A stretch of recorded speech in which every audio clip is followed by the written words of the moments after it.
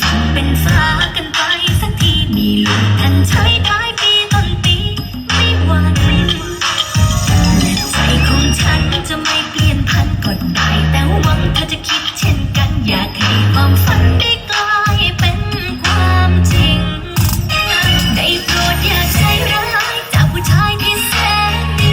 กลายเป็นรักสีลงมือทำร้ายหัวใจหากมีวันใด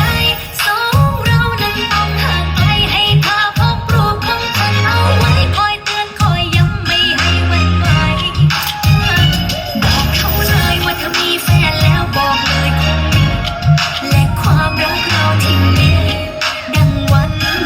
คดีสีชมพู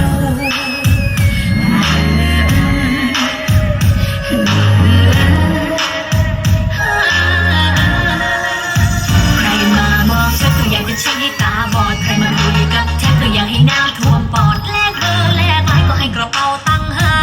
ยกระวนกระวายจนพิกลจริต